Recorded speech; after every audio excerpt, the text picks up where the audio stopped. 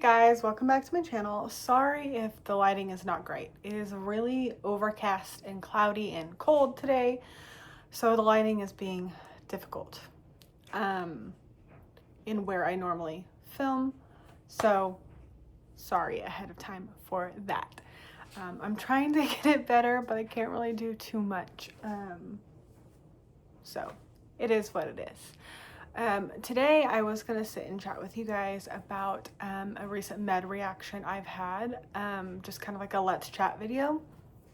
I did post a little bit like post reaction, like a vlog type style of what was going on, but I thought I could sit here and actually give you guys like a full detailed reaction, because it's kind of a cautionary tale for anyone with Ehlers-Danlos syndrome or POTS and how this med might react to you. Once again, this is not medical advice at all.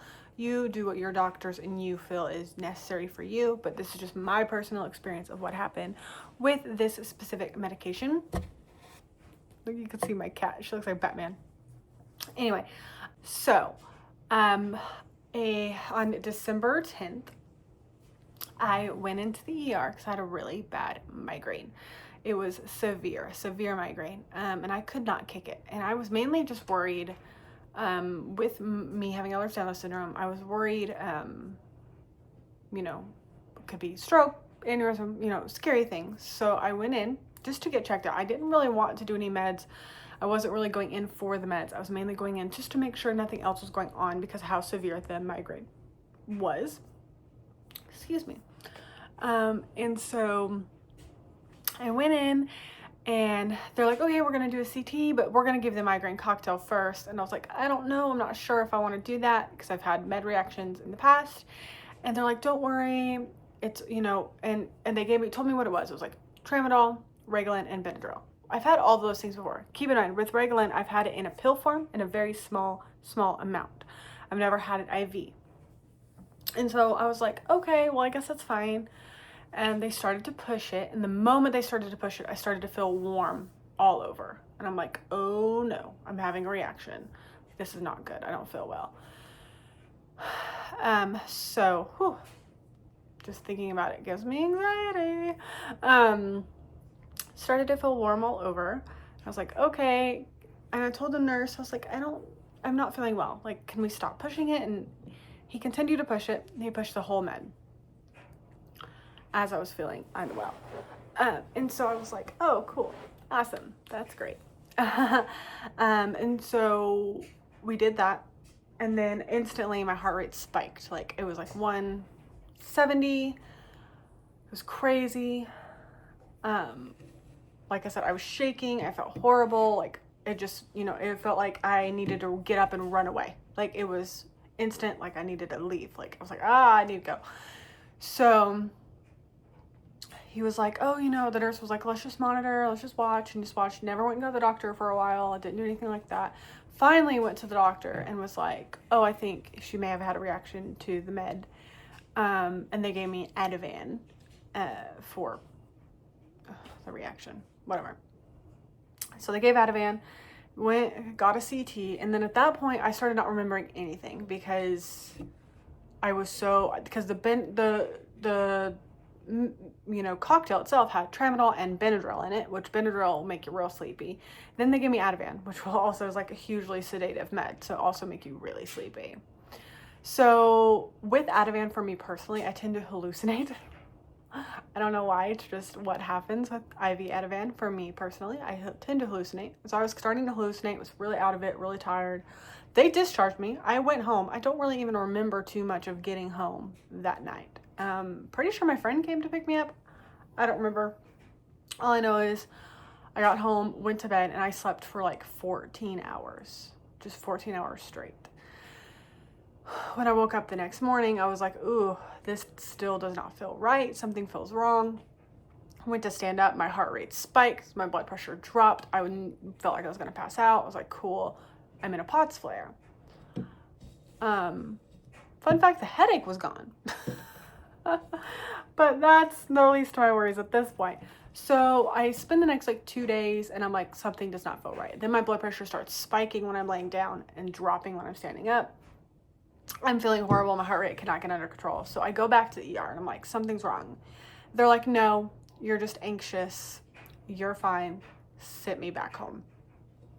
The next day, I was so bad where I feel like I couldn't breathe. I couldn't walk. My heart rate was like almost 200 and I was literally on the floor, could not move, called 911 because I thought I was maybe in an irregular rhythm because I felt so bad. I thought something was more wrong. So they took me in. Keep in mind, took me in and then they were just convinced I was having a panic attack and made me wait in the ER for 5 hours when I couldn't sit up. I could not physically sit up. So I was literally, and you know, the ER chairs like are so uncomfortable. I was literally laying in the ER chair with my butt hanging off for 5 hours because I could not sit up without my heart rate going crazy. So I was like laying all weird in the ER chair for 4 hours. Finally get back and the ER doc is like, oh yeah, no, this is a Reglan reaction. You've had a reaction and it's just lasting longer for you than normal people. Could be your EDS, the reason it's lasting longer. Okay, whatever. So they gave me a med to help not only with anxiety, but also an antihistamine to try to get the heart rate down. And so they sent me home on that antihistamine / anxiety med. It's like a combo. Took it, made me sleepy, went home, slept. And then it was, after that, it started not only affecting my heart and my anxiety, it started to affect like my brain, like totally, sorry, excuse me. And so I could not get out of my head that I was having an aneurysm, a stroke, a heart attack, anything and everything that could go wrong, I was having. It was so bad. I was like, I'm dying. Like, that's all I could think about for days. I was like, I'm dying. All I could think about. I couldn't eat literally anything. I could not physically eat anything for like 2 weeks. And I had lost, I think at that point, 15 pounds in 2 weeks. So I was like, I can't eat. Like, I'm not hungry. I'm not thirsty. I don't want anything in my body. I was just so anxious. I just felt like I was dying every second of the day. My blood pressure was spiking. My heart rate was spiking. It was just really bad.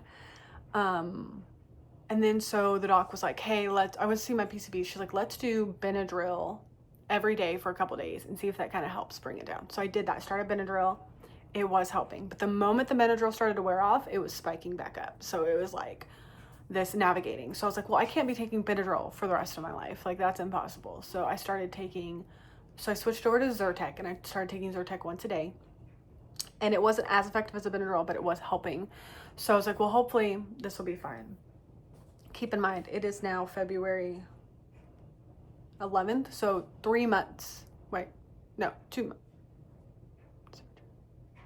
Yeah, 2 months post reaction. I am still taking Zyrtec daily to function. Yeah, so it just is what it is. So I'm taking Zyrtec now, which is probably fine because I probably need to be on antihistamine for my mast cell activation anyway. So whatever, I'm taking Zyrtec. But the way it has affected my mind now, it is 2 months post reaction exactly. Almost exactly. I'm still struggling with eating food. I've officially lost 28 pounds in 2 months. Is what it is, I guess. So trigger warning on that, sorry. I'll put one before. So I've lost 28 pounds. I'm still having a hard time eating. What the med did is it drops your dopamine because Reglan is actually an antipsychotic medication that they use to treat nausea. It dropped my dopamine. So I have OCD tendencies, not an official OCD diagnosis yet, but my therapist is pretty positive and we are working on a diagnosis for that. And I have, which pending diagnosis, autism. And so I've always had a form of ARFID, avoidant restrictive food intake disorder. I've always had a form of that with like textures and things. It's always been very common for me to struggle with food. And now because of this med reaction, my hyperfixation with my OCD and my ARFID has been horrible. And food is just really hard for me to eat. I've also read that some people also have had food interaction issues or food issues after a Reglan reaction. I don't know how like prevalent that is, but it's just what I've read. Because they're saying it takes 90 days for dopamine to return to normal, and I am at 60 days. So I do feel like I'm getting better every day.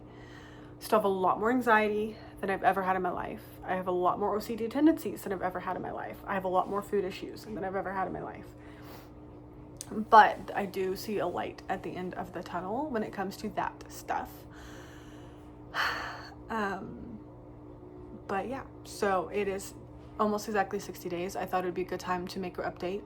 Hopefully in another 30, I will be feeling even better, more normal, more back to myself. But this is just a cautionary tale of like, if you have pre-existing connective tissue disorders and or mental health issues, just be cautious with IV Reglan.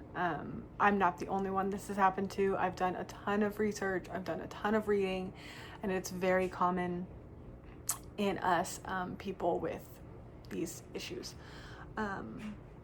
But yeah, so I'm working every day with my therapist and my nutritionist on getting foods back into my diet. I am, like I said, feeling more and more myself every day. Sorry. Why I'm so yawny today. Apologize. But yeah, oh, sorry, my back is hurting. So yeah, it's been rough. It's been very up and down. It's not easy, to say the least, but I am working really hard to get back to normal and flushing my system as much as possible, drinking as much water as possible. But yeah, so that is my story when it comes to Reglan. Once again, this is not medical advice. I'm just saying, talk to your doctors, know your risk factors, be cautious, because it ruined my life. And I don't know if I'll ever be the same, truly. I really don't know if I'll ever be the same. And that's scary to think about, but it's the truth. I don't know if my brain will ever recover fully from this med. It really did a number on my body and my mind, and I would not wish this reaction on anyone ever, even like my worst enemy. I would never want this to happen to anyone else. So just be cautious out there. It's really hard. It's really tough.